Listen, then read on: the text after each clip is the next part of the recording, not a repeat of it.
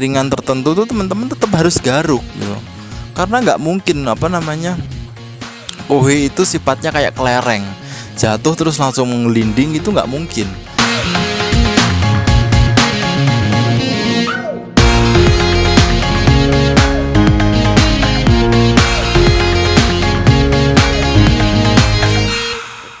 Assalamualaikum warahmatullahi wabarakatuh. Ketemu saya lagi teman-teman, Mas Santo di Raja Kaya Farm. Terima kasih teman-teman yang udah subscribe channel ini. Yang belum subscribe saya tunggu.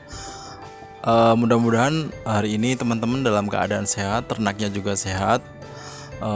Makin banyak, makin gampang cari pakannya, makin gampang jualnya. Nah, teman-teman, hari ini saya mau jawab pertanyaan salah satu follower saya di IG. Beliau nanya, Mas, itu kandangnya kok ini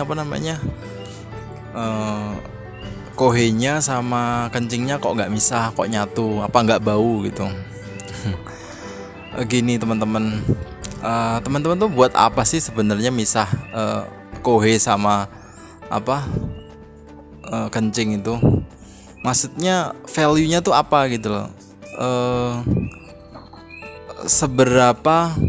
Seberapa menghasilkan, teman-teman harus effort itu misahin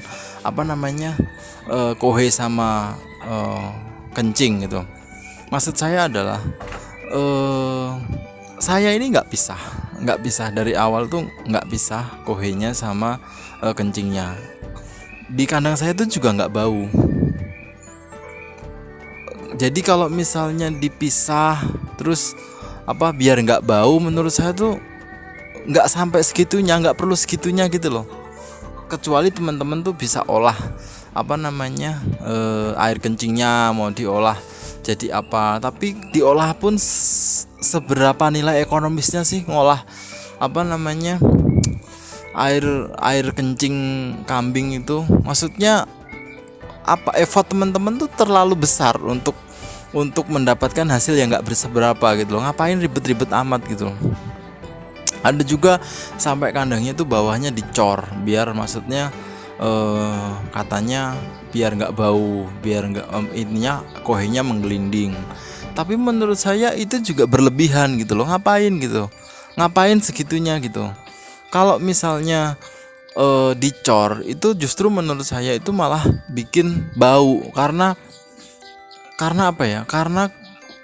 kohe kambing ini nggak segera bisa diurai sama bakteri, karena kan bawahnya itu semen. Jadi bakteri tuh nggak bisa bakteri di tanah tuh nggak bisa hidup di semen gitu. Kalau teman-teman mau rapi, teman-teman cukup bawahnya itu kasih misalnya dikasih talang yang kayak punya saya itu. Tapi talangnya jangan jangan yang bergelombang, talangnya yang lurus. Jadi nanti kalau misalnya 2 hari sekali itu bisa teman-teman garuk pakai semacam kayak skop gitu loh, semacam kayak penggaruk yang buat jemur gabah. Itu udah beres gitu loh. Lagi pula nih teman-teman, kalau misalnya teman-teman ini pakai dipisahin ya kohenya sama air kencingnya. Teman-teman mikir nggak sih kalau misalnya kambing atau domba itu kencingnya itu kita nggak pernah tahu dia kapan kencingnya. Maksudnya dia kencing sama berak tuh hampir bersamaan. Meskipun teman-teman misalnya di bawahnya, di alirannya itu teman-teman misalnya air kencingnya ngalir ke sini, kohenya ngalir ke sini, itu tuh nggak selalu bisa kayak gitu. Karena apa? Karena kohenya tuh jatuh tuh hampir bersamaan dengan kencingnya, dan itu pasti lengket. Teman-teman bikin di bawahnya kandang itu kemiringan tertentu, itu belum tentu kohenya tuh bisa menggelinding. Karena apa? Karena dia itu begitu jatuh, kambing itu kencing. Kohe kalau kena kencing itu sifatnya apa namanya basah. Sedangkan kalau dia basah dia lengket. Jadi dia nempel di dinding apa namanya dinding yang teman-teman kasih apa namanya kemiringan tertentu itu nggak ngaruh gitu loh. Makanya teman-teman bikin kemiringan tertentu tuh teman-teman tetap harus garuk gitu. Karena nggak mungkin apa namanya kohe itu sifatnya kayak kelereng, jatuh terus langsung ngelinding, itu nggak mungkin. Jatuh itu dia nempel di apa namanya nempel di tatakannya itu loh.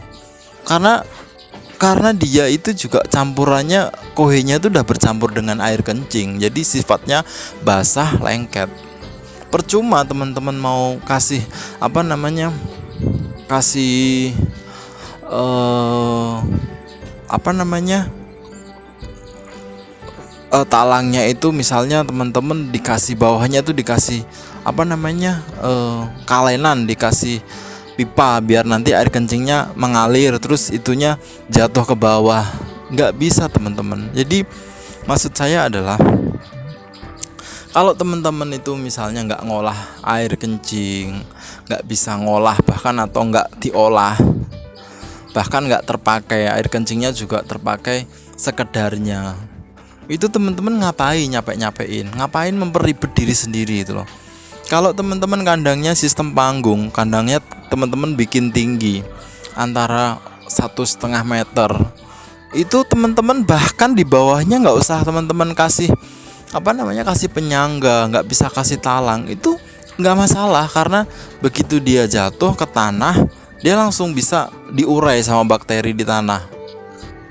Asal nanti setiap apa namanya sebulan sekali atau 2 bulan sekali teman-teman keduk pinggirin gitu loh. Teman-teman tarik ke pinggir gitu, jangan nggak seterusnya di bawah. Jadi kalau misalnya bawahnya biar keren-kerenan dikasih apa namanya talang, terus nanti air kencingnya dipisahin biar air kencingnya kesini, kohenya kesini, ngapain gitu loh. Apa namanya effort yang teman-teman keluarin tuh nggak cukup sebanding sama hasil yang teman-teman dapetin gitu. Ngapain menyapekkan diri sendiri kayak gitu, ngapain? Jadi lebih baik teman-teman bikin panggungnya agak tinggi, terus nanti bawahnya nggak usah kasih talang, nggak usah kasih semen juga, biar tanah aja nanti apa namanya kohenya jatuh ke tanah langsung bisa diurai apa namanya sama bakteri. Terus kalau misalnya teman-teman kasih talang yang apa namanya yang sengnya jangan bergelombang, seng yang lurus. Terus nanti kalau misal 2 hari sekali teman-teman garuk, itu juga udah beres gitu loh. Nggak perlu teman-teman nyampein apa namanya pakai misahin kencing sama kohe, rajin amat.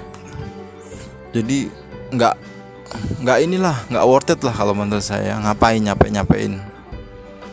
Jadi itu aja, saya cuma bahas itu aja pertanyaan dari salah satu follower saya. Mungkin beliau sekarang nonton bisa dapat jawabannya. Jadi itu alasan saya kenapa apa namanya bikin kandang nggak dipisahin apa namanya air kencing sama kohi. Kalau menurut saya nggak worth it lah. Apa namanya usaha yang saya keluarkan nggak sebanding sama hasil yang saya dapetin, itu saya pasti nggak mau. Itu aja teman-teman, makasih udah nonton sampai habis. Jangan lupa follow IG saya di Raja Kaya Farm, TikTok juga, Facebook juga. Mudah-mudahan teman-teman sehat semua, mudah-mudahan video saya bermanfaat. Jangan lupa tonton video selanjutnya. Assalamualaikum warahmatullahi wabarakatuh.